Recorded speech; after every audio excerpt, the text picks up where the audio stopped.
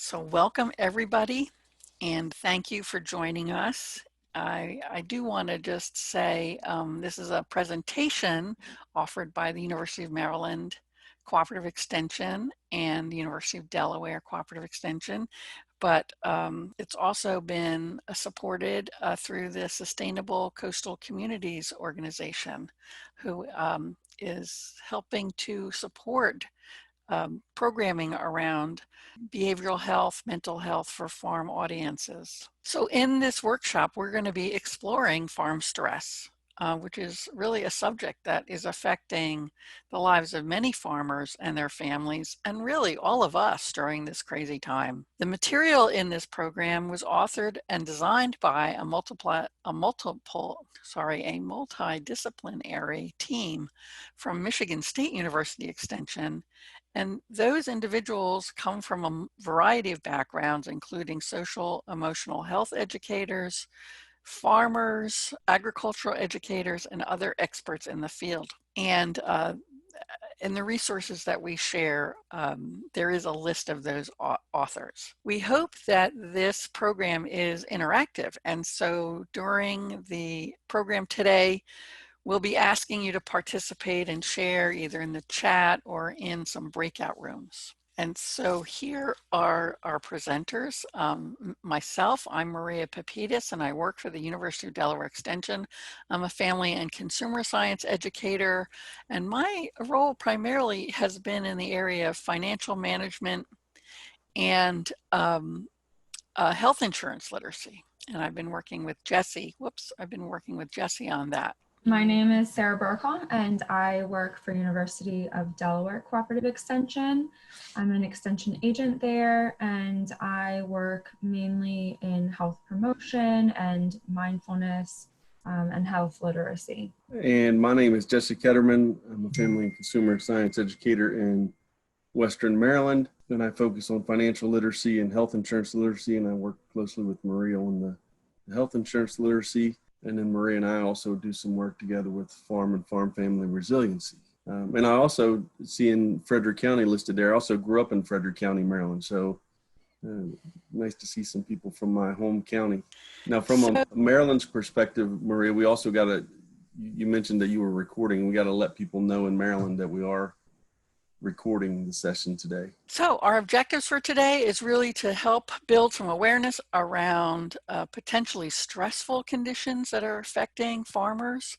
And we'll be learning about some of the stress triggers, identifying signs of stress, and then more importantly, kind of reviewing some helpful techniques for responding to people you may be working with who are under stress.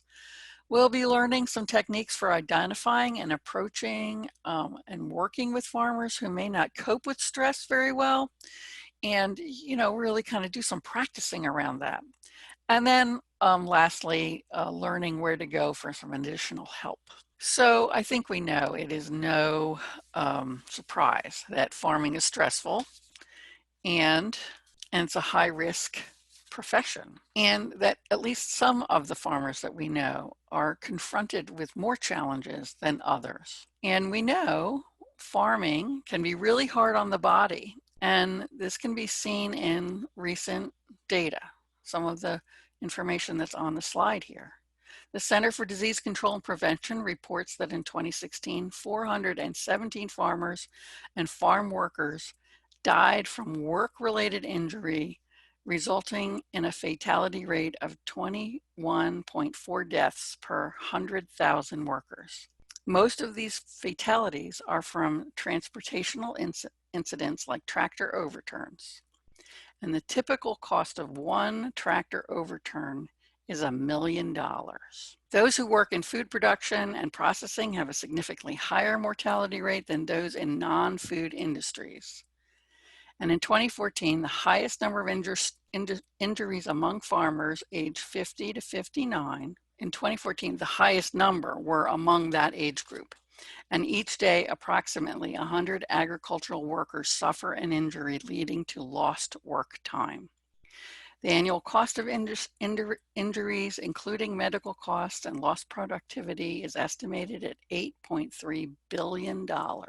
The National Institute for Occupational Safety and Health recently examined 130 occupations and found laborers and farm owners had the highest rate of deaths due to stress-related conditions, such as heart and artery disease, hypertension, ulcers, and nervous disorders. So that really underscores the notion that stress has physical implications. One of the other things we're seeing is opioid use and misuse, and it's getting to be an even bigger issue in rural areas. And about 3 of every 4 farmers say it would be easy to access opioids, and 1 in 4 have reported that they have taken an opioid without a prescription or have abused or been addicted to opioids. That's 1 in 4.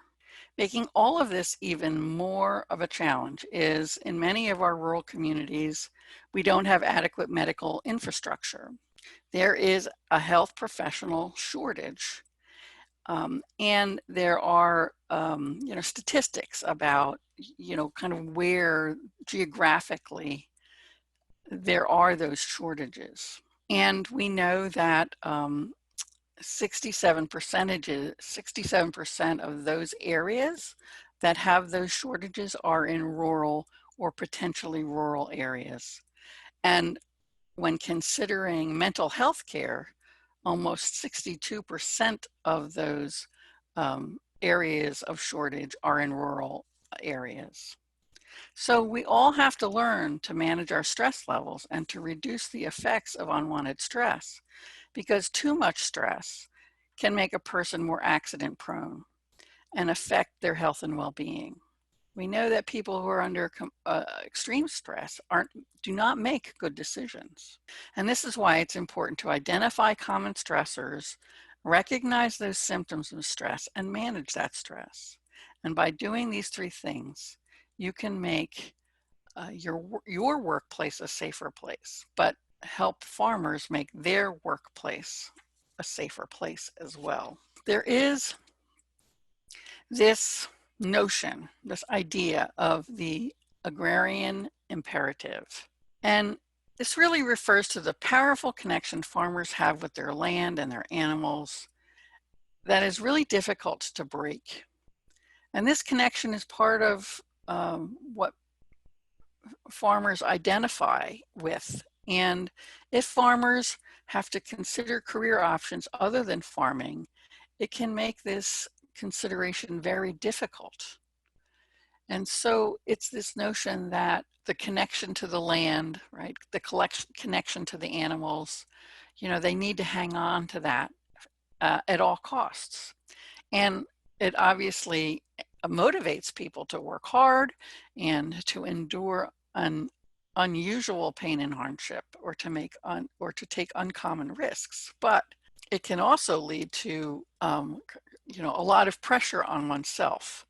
And when you work hard and you're determined, and you have this notion that I can take care of my family and myself and take care of the land and be successful, and then things out of your control really impact your ability to do that, it can really devastate an individual or the family, and of course the farm business. So this chart looks at net farm income since the year 2000. And you all know that in 2011 and 12 and 13, there were some record years for farm income. And then things started to slide in 2014. And this has led to a situation where net income has declined almost about 50% since that peak.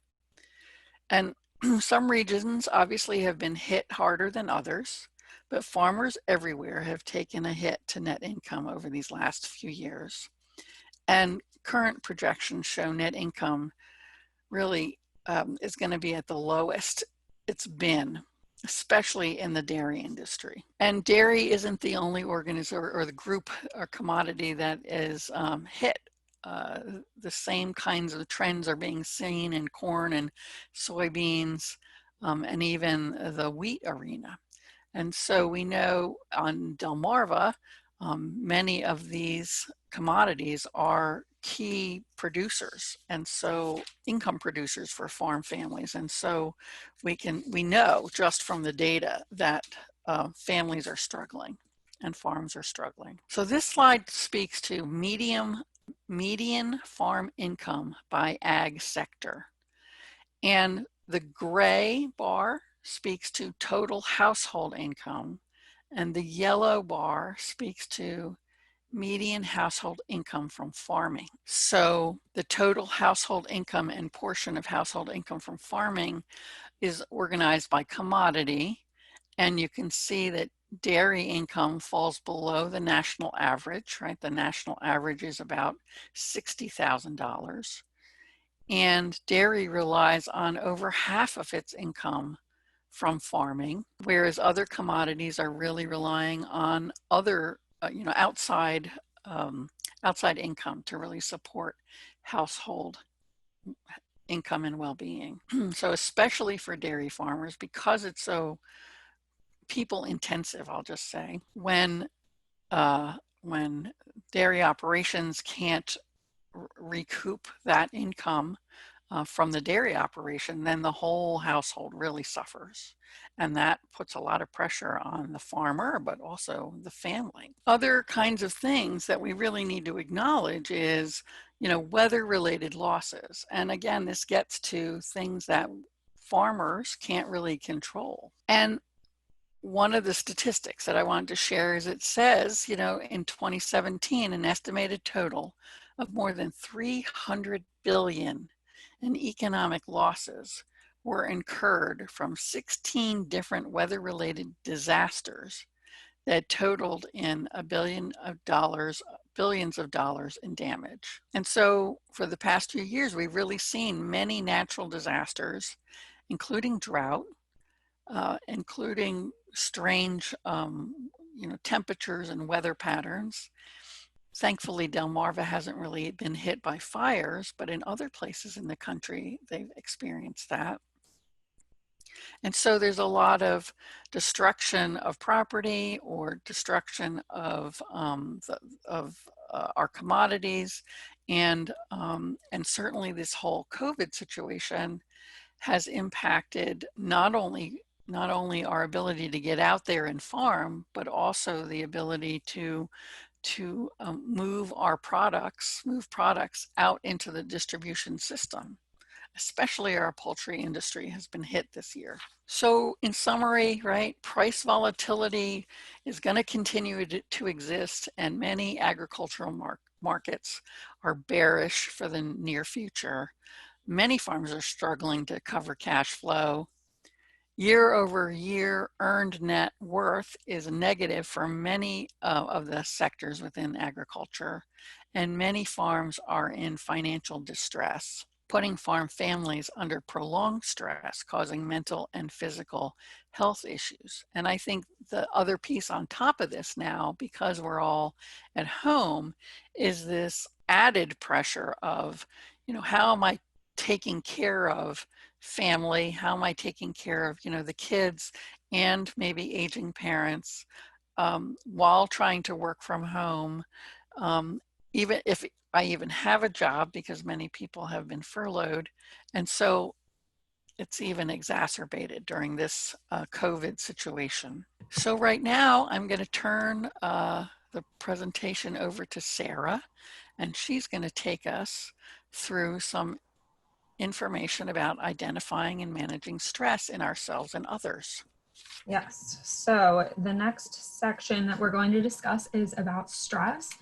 And this is stress in yourself and also in others. That could be family, friends, or even coworkers. Challenging economic times mixed with other mitigating factors can really impact stress at all levels of the farm and the food production chain. So that's why it's important to talk about stress and learn how to identify it. So we'll be learning those things, and then also talking about managing stress and how to communicate through stressful situations. So what is stress? The definition we have here is a need or demand people confront that is perceived as burdensome or threatening and can lead to physical or mental health problems. Some amount of stress can actually help motivate us to meet a challenge. And stressors usually fall into two different groups. The first is acute disruptive life events, and then the second is chronic ongoing challenges. A person's reaction to stress and how they cope with stress is often based on a balance of different types of resources that a person might have. And these resources could be material, psychological, or social. One way to kind of picture this is to think of a superhero or an action movie and think of the shield that that hero might have as all of the resources, and the enemy is stress. So the more resources you have, the stronger your shield will be and the easier you can defeat the enemy of stress. But the less resources you have, the weaker your shield might become, and the more likely stressors are to impact the hero's mental health.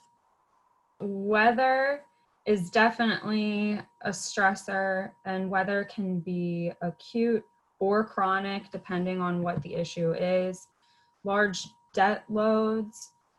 Farmers can take on debt to expand farming operations for land improvements or repairs, or maybe to buy, repair, or replace equipment to keep the farm running and cover operating costs.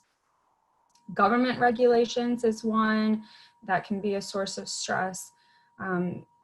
Government regulations impact many different parts of the farm as a business, and the regulations can include things for animals, crops, land use, and labor, among others.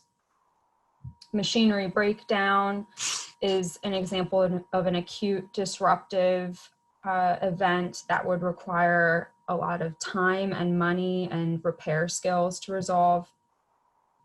Interest rates on loans could be a source of stress if the farmer is unsure of how they'll manage to pay back the loans. Crop yield has a direct relationship to financial income to be able to pay bills. And any uncertainties related to crop yield, like how to manage pests, could really increase one's stress. Livestock illness can be an acute or a chronic stressor if it's an illness that might keep reoccurring or is troubling multiple livestock.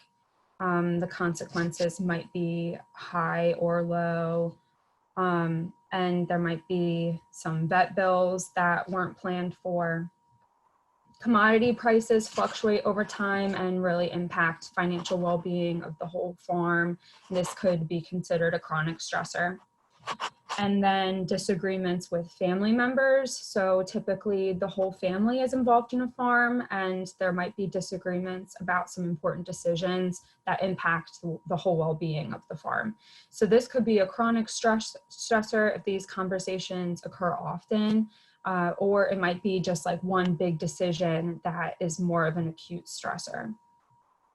Ultimately, when responsibilities start to pile up on top of each other, farm life can become really stressful. So during times of stress, family and community members can offer one another a great amount of social support.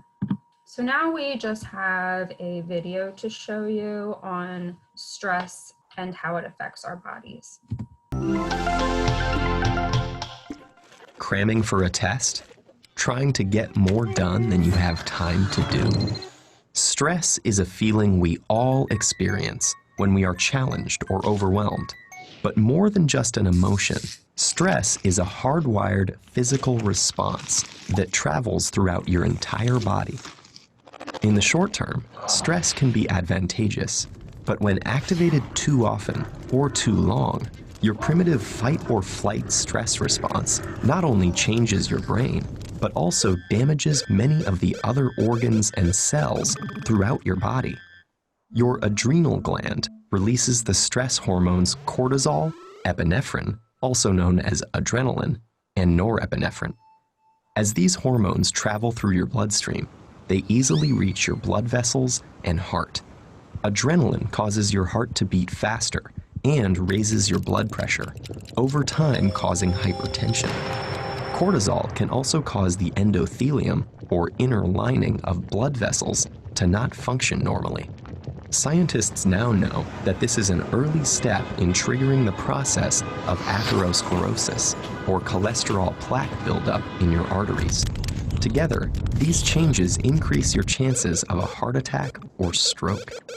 When your brain senses stress, it activates your autonomic nervous system. Through this network of nerve connections, your big brain communicates stress to your enteric or intestinal nervous system. Besides causing butterflies in your stomach, this brain-gut connection can disturb the natural rhythmic contractions that move food through your gut, leading to irritable bowel syndrome, and can increase your gut's sensitivity to acid, making you more likely to feel heartburn. Via the gut's nervous system, stress can also change the composition and function of your gut bacteria, which may affect your digestive and overall health. Speaking of digestion, does chronic stress affect your waistline? Well, yes. Cortisol can increase your appetite. It tells your body to replenish your energy stores with energy-dense foods and carbs, causing you to crave comfort foods. High levels of cortisol can also cause you to put on those extra calories as visceral or deep belly fat. This type of fat doesn't just make it harder to button your pants. It is an organ that actively releases hormones and immune system chemicals called cytokines that can increase your risk of developing chronic diseases, such as heart disease and insulin resistance. Meanwhile, stress hormones affect immune cells in a variety of ways. Initially, they help prepare to fight invaders and heal after injury, but chronic stress can dampen the function of some immune cells, make you more susceptible to infections, and slow the rate you heal. Want to live a long life? You may have to curb your chronic stress. That's because it has even been associated with shortened telomeres, the shoelace tip ends of chromosomes that measure a cell's age. Telomeres cap chromosomes to allow DNA to get copied every time a cell divides without damaging the cell's genetic code. And they shorten with each cell division. When telomeres become too short, a cell can no longer divide, and it dies. As if all that weren't enough, chronic stress has even more ways it can sabotage your health, including acne, hair loss, sexual dysfunction, headaches, muscle tension, difficulty concentrating, fatigue, and irritability. So, what does all this mean for you? Your life will always be filled with stressful situations, but what matters to your brain and entire body is how you respond to that stress. If you can view those situations as challenges you can control and master, rather than as threats that are insurmountable, you will perform better in the short run and stay healthy in the long run.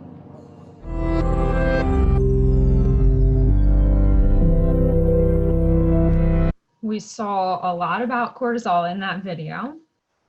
Cortisol is a stress hormone that is released in times of fear or stress. Cortisol increases glucose in the bloodstream, and that motivates us to act and take action on things. But if cortisol remains high, that can have bad impacts on our bodies. It can alter our immune system, suppress digestive and reproductive systems, suppress the growth process, and it can actually affect changes in our mood, fears, and motivation. So when all of this happens, some health problems can be associated with higher cortisol levels, which could include heart disease, lowered immune system response, digestive problems, sleep problems, issues with memory or concentration, weight gain, anxiety, depression, and lower life expectancy. So I do have a visual here. So if you can see my little screen, there's a little thumbnail on the side. And this is a clear jar. You can see through it. This is representing your brain. So if you can't see my screen, there's also the picture on the slide. The one on the left is the clear, thinking clearly brain. You can see through it, everything's fine. And then we're going to pretend that the things in the jar are cortisol. So when you shake it up and get more cortisol added to it, you can't see clearly. It's really hard to think. Your brain becomes cloudy. And until you really take some time to let everything settle down, it's going to be hard to make decisions, and you might become anxious, and it makes things more difficult. So what does stress look like? How do you know when you're feeling stressed? What are your physical, mental, emotional, or social signs to show you that you're feeling stressed? We're actually going to start a breakout groups. So once you get into your breakout group, you can unmute yourself and talk about some things that you might see within yourself or within other people, just some signs that show you that you're feeling stressed, or what you might notice in someone else that's feeling stressed. So here are a big list of things that we have as examples. For physical, a lot of times people tend to, we're good. A lot of times people tend to have physical signs of stress like headaches or ulcers, or even just body aches in general. There might be different eating problems, sleeping problems, feeling sick or having a cold often, or just be physically exhausted and being tired a lot. Emotionally, there might be more sadness or depression, or feeling bitter, angry, having anxiety, loss of spirit, or that loss of sense of humor. Just different. You might find that someone's just behaving differently and they don't act like themselves anymore. For behavioral, they might be irritable. There might be some backbiting or acting out, passive aggression, anger. There might even be some increased drinking or taking drugs, isolation or violence. Cognitive, there may be some memory loss or a lack of concentration. Someone might have difficulty with making some simple decisions. And then the last one is self-worth. So you might hear people saying that they feel like a failure, or they can't do anything right, or even saying that they can't fix things, or they don't know what to do. When farm families are stressed out for a long period of time and have chronic prolonged stress, they do start to show some signs and symptoms, and it might not just be one, it could be multiple. And also, this list isn't everything. There are some other things that might pop up that you've seen before. And we might be seeing some of these signs and symptoms of the farm families that we see on a day-to-day basis. So it's good to know some of these examples. So we talked about general signs and symptoms of stress, and now here are some examples of that chronic prolonged stress. So when someone's experiencing stressful situation for a longer period of time, there might be a change in routine. For example, they're not showing up at church anymore, or they drop out as a 4-H leader, or they're not stopping in at a local coffee shop anymore like they used to. This might be a little, I'm just thinking this might be a little hard to identify in this time, because some of these places are closed down or not as busy. So that's a little challenging to spot, but in a normal situation, that might be something to look out for. The care of livestock may decline, so the cattle might not be cared for in the usual way, or there might be some signs of neglect. There may be an increase in illness in the farmer or the farm family members. They might have more upper respiratory illnesses or any other chronic conditions. There also could be an increase in farm accidents. This could be due to fatigue or a loss of ability to concentrate. And children may even be at risk if there isn't adequate childcare. The appearance of the farmstead may decline. The farm family might not take the same amount of pride in the way the farm buildings and the grounds appear, and they might not have as much time to do that maintenance work anymore. And then also children can show signs of stress. The farm children might start acting out or show a decline in school performance. They might even become absent from school, and they could show some signs of physical abuse or neglect. So now we will talk about how to handle stress. The first example we have is deep breathing, and I actually am going to walk us through two different types of breathing exercises. The first one is called box breathing, and for this one, you breathe in for 4 seconds, or a count of 4. You hold the breath for a count of 4, exhale for 4, and then hold your breath again for a count of 4. So I would invite you all to practice with me. I will walk us through this. First, you want to make sure that you are sitting tall, so you can roll your shoulders up and back. Make sure your feet are flat on the floor. This just makes it easier for us to breathe properly. So we will begin with taking an inhale and count to 4. Hold. And then exhale for a count of 4. And then hold again for a count of 4. We'll do this one more time. Inhale. Hold. Exhale. And then hold again. Okay, and then the second breathing technique is called the 3-breath reset. So again, make sure you're in a nice position where your chest is open and your shoulders are down, your feet are flat on the floor. And the first breath, we're going to just take a deep breath, focus on filling in your lungs with air, and just feeling your chest and your lungs expand. So go ahead and take that really deep breath in, and then exhale it out. On the second breath, we're going to breathe in, and when you do this deep breath, really focus on that tension that your body may be having. So go ahead and breathe in.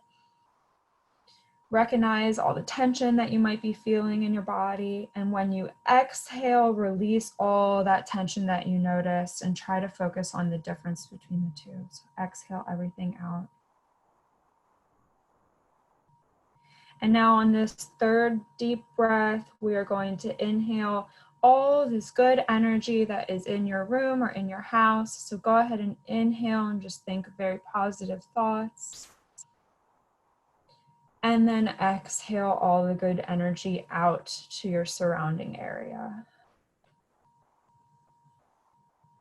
So those are two pretty simple breathing techniques that you can use on yourself, or if someone else is stressed and you think that a deep breathing technique might help them, you can go ahead and share that with them and do a breathing exercise together. The second example we have is self-talk. So self-talk means really paying attention to our internal monologue and the kinds of things that we say to ourselves. We really want to treat ourselves the way that we would treat someone else and try to use compassion for our own thoughts. So when you become stressed, sometimes it's easy to give up on things or really beat yourself up over something and start thinking negatively. So once you recognize that, just try to say to yourself, like, I can do it, I've got this, or I can fix this situation, or everything will be okay, I can figure this out. Meditating is another example of handling stress. You can easily look up some meditations on YouTube that can help you kind of walk through different meditation styles. There are many different types that you can look through, and also some of the videos have different time lengths. So you can start out at just like a 2-minute meditation, or there's ones that are like an hour long. So whatever works for you, that's another thing you can try. Exercising also has shown to help release stress from the body. Many different types of exercise can be good for you when you're stressed. Connecting with people in your social network, being able to rely and trust and talk to others around you. And then also speaking with a mental health professional can help manage stress. A study has shown that in a sample of 190 farmers and ranchers, lower levels of social support actually resulted in higher depression scores. So this just shows that your social support system is very important. And how can you help provide social support? You can promote effective communications with others, and you can even organize or promote social support opportunities, like having a social event or a coffee talk, or even now we can hold like Zoom meetings and try to bring that social aspect on a Zoom call. You can also help to break down the stigma related to mental health treatment by not judging others or becoming more open to talking about these things. So where we're at now, we're going to switch over from talking about stress to talking about how we communicate with farmers who are struggling with stress. So that's going to be our focus, is communication for this section. And then we're going to tie in communication with stress a little bit towards the end of this section. So what is it you need to do in terms of how do you approach someone who's under chronic stress? So this is something, again, how are you preparing? Are you thinking about what kind of discussion you're going to have? We're going to talk a little bit about that whole component of active listening. So how do you be a good listener? Some things you should do and don't. And then, you know, depending upon what the responses you may get to those other three, how do you prepare an action plan? So that's what we're going to cover as we go through this section. Thinking and planning ahead. You know, we talked about the signs and symptoms. And so now we need to ask yourself some questions. You know, why are you going to meet with this particular farmer? Who are you meeting? Will it be just one individual? Will it be several people? What kind of things might you encounter in your particular situation? How can we help them? How much time is needed? Again, you got to think about, you know, how much time you have in your schedule and how it fits into meeting those needs. And are you prepared to allocate the time needed for whatever situation you may experience? Do you have resources? And then also thinking a little bit about how do people, you know, different people like to receive information in different ways. I'm not the person that's up to date with all the latest social media. So if somebody says, hey, connect with me in your Facebook page, I'd be like, okay. And then I don't have a Facebook page, you know, so that wouldn't be a good way to connect with me.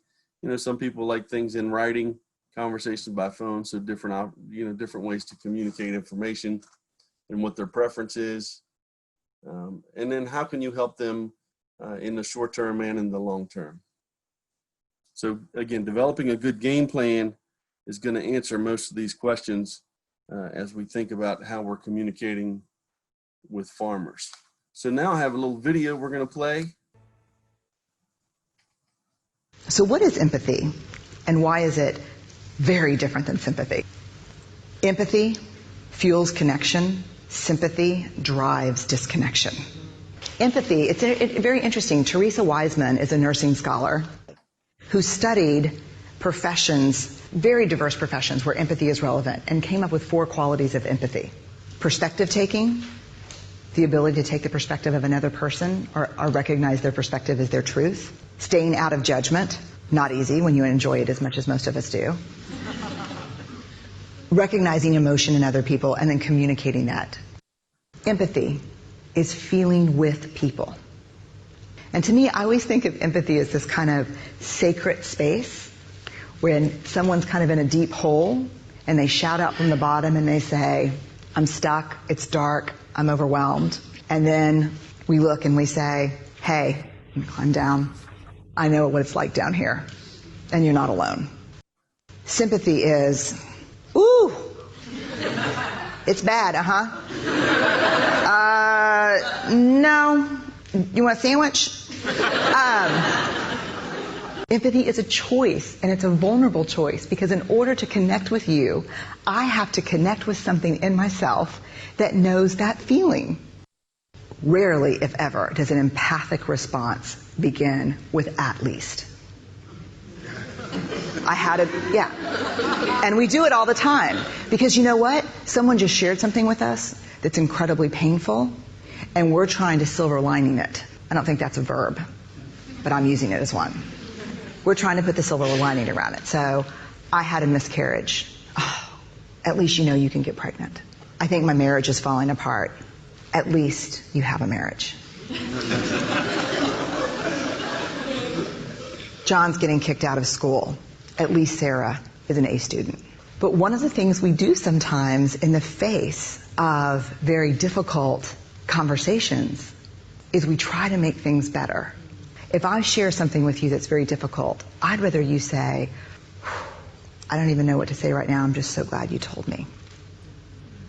Because the truth is, rarely can a response make something better. What makes something better is connection. So again, we're looking at empathy. We're not really trying to to go down that sympathy route. At least you were married. I don't know if I'd want to do that. But so you want to focus on empathy, making sure that you are engaging them and embracing them. You know, and again, you may not know all the answers, and that's fine. But you may have some answers that you can provide. But what you really want to emphasis is having them play an active role in coming up with answers. So you don't really want to provide all the answers for someone. You want people to come to their own conclusions and to be able to reach their own answers. So what else do we have here? We have, can you help them discover and live with possible outcomes of decisions made? So again, getting them to think through the decisions that they're making. That's the whole element here in terms of getting into that proper mindset of again, being empathetic, listening, but again, letting them provide the answers and the solutions and thinking through those answers and solutions. Of course, the goal there would be to create an open and honest dialogue. And so you're thinking of 3 key points here. You want to preserve the relationship, you want to create safety, and you want to listen. And then you want to develop a shared purpose in resolving. And so here are some questions to think about as you go along through that. You know, when it comes to preserving the relationships, you want to make sure that you're sharing the facts and the impacts. There's things that how they impact you, how they impact others, and you want to do that without judgment or without blame. You know, a good statement that would go along with this is like, I'd really like to resolve this in a way that works for both of us. And then again, some of those open-ended questions that you could ask would be, how do you see the situation? Is there something that I'm missing? So they can give you some feedback in that manner. In terms of listening, creating safety and listening, you're looking at good questions to ask around that. It would be, can you tell me more? Is this what you said? You can paraphrase. In other words, I'm hearing this. Did I get that right? Or you can summarize from what you're saying.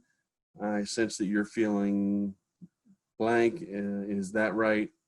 Or you can always reframe and ask the question again. So I'm hearing that you'd like this to happen. Is that right? So those are things you want to think about in terms of listening. When it comes to developing the shared purpose and resolving, you know, you can use that phrase such as, are you willing to? What do you want from that? How can we satisfy both your needs and mine? What do we both care about? And then again, that whole concept of brainstorming solutions. And so obviously, you know, if you're going to develop these skills in these 3 areas, it's going to take practice, and you need to make sure that you practice doing that along the way. Michigan State kind of talks about the active listening continuum. And, it starts with asking. Asking is often when a conversation starts. So when someone is invited to say something, that begins that conversation process. Once you get the conversation started, then you can go into probing. And again, this is just how you're trying to gather more information about the situation. That's what probing is. Attending means be present. You want to be engaged. You want them to know that you're engaged. And so that's not just eye contact. It can be connecting with them with your other nonverbal communication as well. And again, paying attention can be responding, yes, yeah, I understand what you're saying. Good ways in terms of restating, and again, just repeating what one has said. Paraphrasing is using one's own words to restate what the speaker said. Then we have summarizing, and it's paraphrasing and adding emotion that seems to be expressed by the speaker. And then reframing would be to state in neutral unbiased terms what one thinks the speaker really says. And so this communication process is a back and forth type of thing. You are listening, you're sharing, you're connecting. And again, it ties real well into the whole empathy concept, because if you're using this active listening continuum, you're going to be empathetic in what you're doing.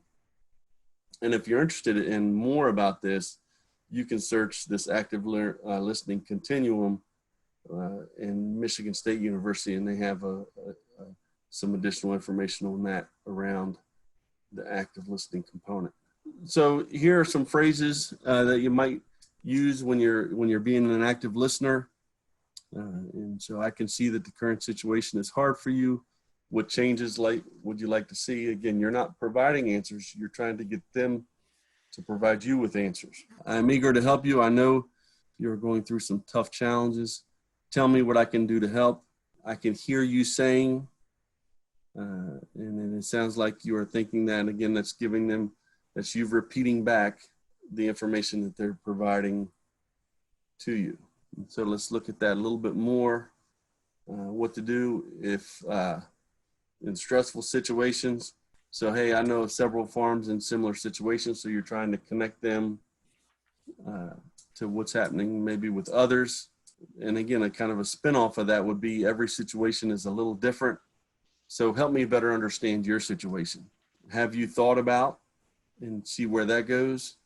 I could maybe help you with whatever your answer may be there.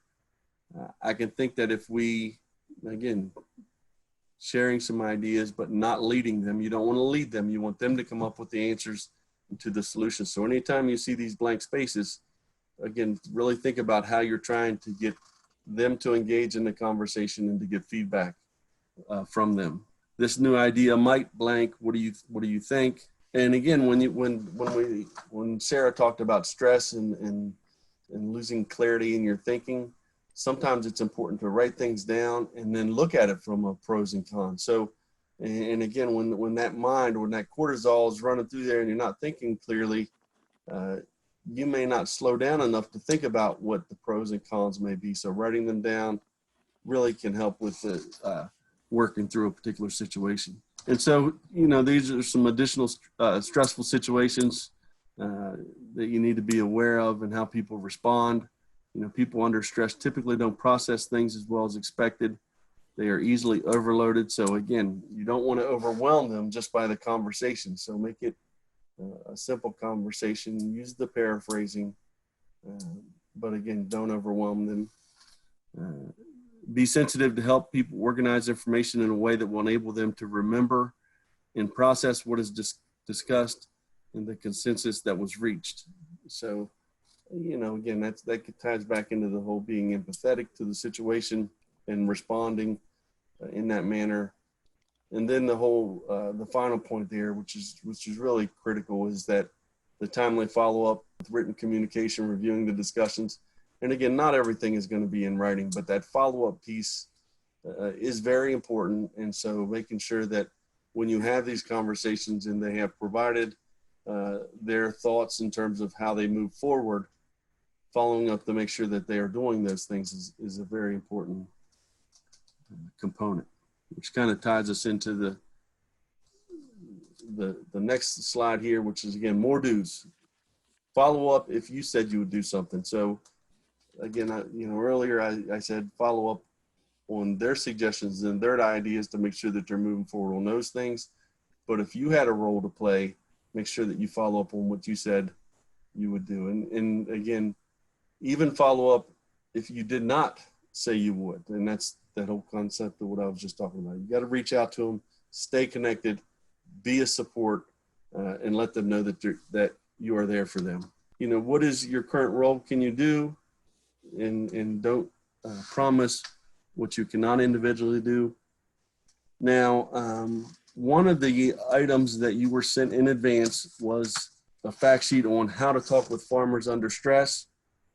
And so this is a good resource for you to have. Some of the things that are in that, if you don't have it in front of you, they talk about warning signs of stress and has some of that information that Sarah had mentioned: changes in emotion, changes in attitude and cognitive skills, changes in behavior, changes on the farm. And then it talks about ways to help. So it has that practice active listening, and it has some of those statements that we just went through with that. And then that emphasis of empathy over sympathy is talked about in this. And then be prepared to deal with conflict. It talks about conflict a little bit there. And then some other resources and recommendations that go along with that. So it's a good handout. It was in the material that was sent to you for this workshop, and it's titled How to Talk with Farmers Under Stress. So now we jump into a more critical topic, and that is the relationship between chronic stress and suicide. And so as this chronic stress goes on, it becomes more and more difficult. Some people do respond with thinking about harming themselves. And so one of the things that we were taught when we were talking about this section, you do want to think about how you say that and talk about, the suicide, right? Because, we use phrases like die by suicide or someone took their own life.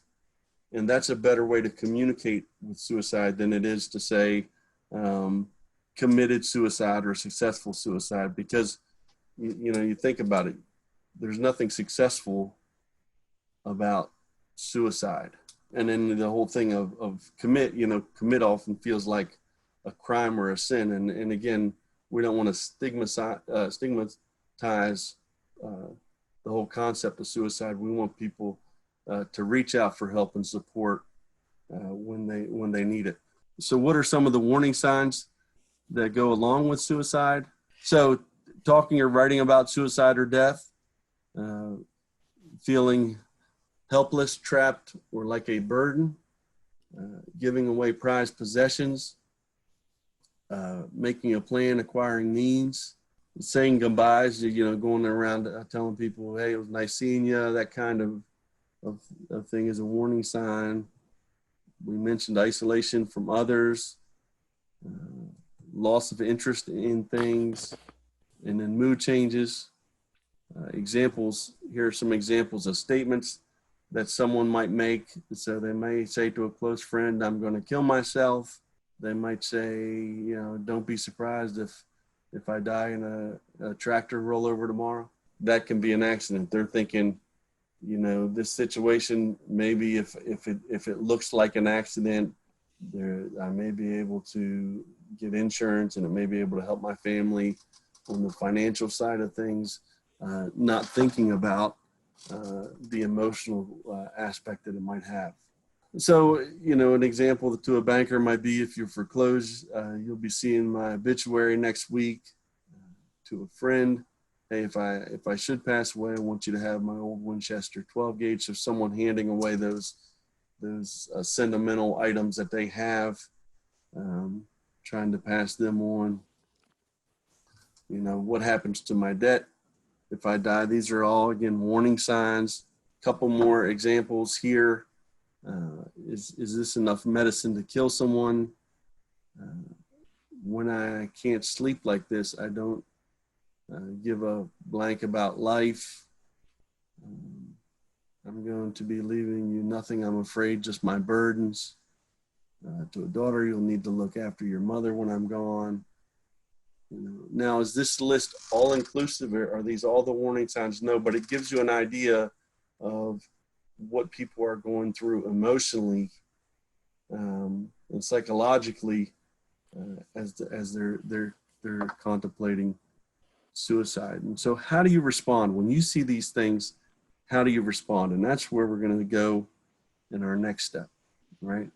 And that next piece is, how do you ask someone if you are having thoughts of suicide? And what I want to tell you is, it is okay to ask the question. The question is not going to lead someone to suicide. And so one of the things that we do with this workshop is we want people to practice saying that. Again, asking the question does not increase the risk of suicide. And so what's important next is how they answer that question. And so if someone says yes, at that point, you don't want to leave the person alone, and you want to call and get them help, right? And in some cases, that might be calling 911 and getting an ambulance there. You may want to call a family member just to let them know, hey, we were having this conversation, this came up, and you just need to be aware of it. But you do want to get them support, right? That's the key there. When someone's thinking about harm to themselves, they're crying out, they want help, and we got to get them that support. Now, another material that was sent to you in your materials was a handout called Responding to Distressed People, and it provides you with kind of a flow chart with how they, if you ask this question and you get a yes, if you ask this question, if you get a no, and you can follow it through the flow chart. So it's a good resource for you to have. It was sent out in the materials that you received in advance here. So the other number to be aware of is the Suicide Prevention Lifeline. That's 1-800-273-TALK. But again, that's a live line. You can connect the person there, and they'll have someone they can talk to. As we continue into the next section, we're going to talk about several other resources that are available. And there's also going to be the crisis text line we'll share here shortly as well. But I just wanted to bring particular attention to the Suicide Prevention Lifeline at 1-800-273-8255. And this may be something that you keep in your notebook or whatever it may be, so that you have it with you just in case you deal with this situation as you're interacting with someone. And it doesn't matter whether they're a farmer or a friend or a family member, having the resource there available to you is what's most important. The next few slides are really about some of those important resources, and especially kind of related to farmers and whatnot. And so there are on the slide several resources. The Center for Rural Affairs has all sorts of information and background information really to support you, right? The crisis text line, so some people may not feel comfortable talking with someone, right? So the text line is similar to that lifeline. And so you can actually text, right? So you type text to connect to that number. And then a texting conversation, an anonymous texting conversation would start. The Iowa State University has a 24-hour concern line. And so this is not necessarily targeting specifically people who are suicidal, but any kind of concern, right? So I mentioned earlier domestic violence. There could be, issues around, I don't know what to do with my teenage daughter. They're, she's all moody, right? And so the concern line is really something, not just addressing suicide. The Lifeline, the National Suicide Prevention Lifeline, Jesse already spoke about. There is also this crisis chat that can happen online, and then there's a specific resource for veterans, right? So again, a hotline that people can do over the phone, or something over a chat or on a website. So all good resources to have. And, maybe it's printing out, having the resource list that we sent you with the information we emailed to you earlier, having that printed out, top desk drawer, just to have it. And the other piece that I've also heard is like, put that suicide line in your phone, and maybe you call with the person sitting next to you, right? And just be present while they have a conversation with that support person on the other end of the line. Sometimes just being there is what's most helpful. So just sort of as a review then, we know farmers are having stress due to all sorts of reasons, the economics, weather related, this pandemic that we're in. It may even be the lack of connection to or access to healthcare or health insurance. And so there's all kinds of reasons why they're under stress. And we know that chronic stress is a common response to the challenging situations that farmers face. And we've learned that listening empathetically is really the most helpful thing that we can do for someone who's going through that extreme stress. The ideas of positive self-talk, mindful breathing, and acceptance are really proven techniques, right? The science is telling us these are ways to help ourselves and others manage stress better. And then, lastly, as Jesse reviewed, you never want to leave a distressed person alone, and you want to try and call a friend or a family member, or even 911 if need be, to really get connected to supports. So right now, how are you feeling? Would you be able to deal with a friend or family member or a farmer, who's under extreme stress?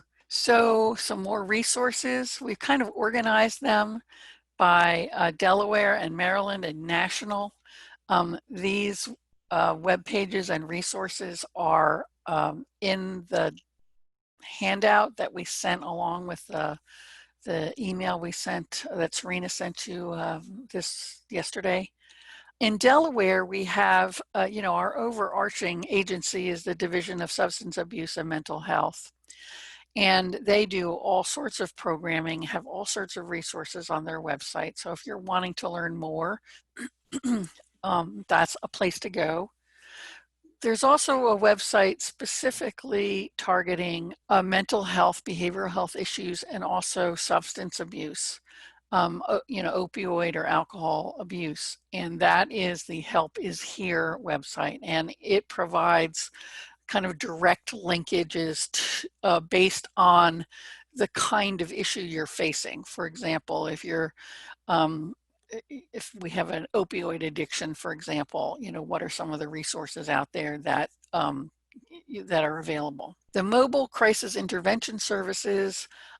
This is an alternative to dialing 911, right? These are folks who are in mobile units who can come out and respond to a mental health crisis. So that may be something like, that idea of someone who is saying that they're suicidal, right? You might call this hotline instead of 911. They're a little bit more prepared to deal with kind of mental and behavioral health issues. And oftentimes, if you call 911 and you explain what's going on, those folks are also going to call these folks, right? And so there may be two responses to a 911 call. In Delaware, we have a couple of different mental health associations, the Mental Health Association of Delaware and the National Alliance on Mental Illness in Delaware. Both have really great resources to support work that we're doing.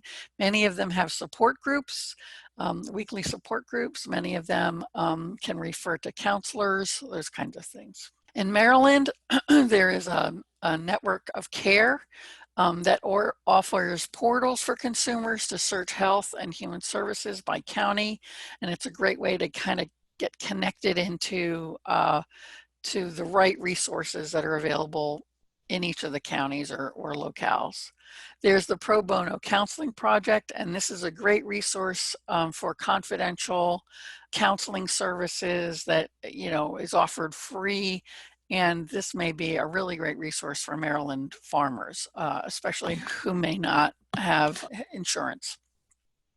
There's the Center for Healthy Families, which is actually part of the University of Maryland, and they provide couples counseling, family therapy, individual therapy, and parent education. And there's the website there. University of Maryland has put together a really great, University of Maryland Extension has put together a really great website for farm stress. And so there's the website for that. And then we have an organization in Maryland called Save a Shore Farmer. And this is another resource available to folks who are interested in better understanding and supporting farmers who may be thinking about suicide. So this slide, and again, these are also on your handout, are additional resources around suicide prevention, around, you know, things like parenting, especially when it's a stressful parenting situation, programs that can help increase your understanding of the mental health and behavioral health, and then those crisis hotlines that I had mentioned before. And I hope that you feel you can connect with Jesse, Sarah, and I. You know, we're happy to share additional resources or brainstorm with you any situations that you might be facing that you might need a little help with.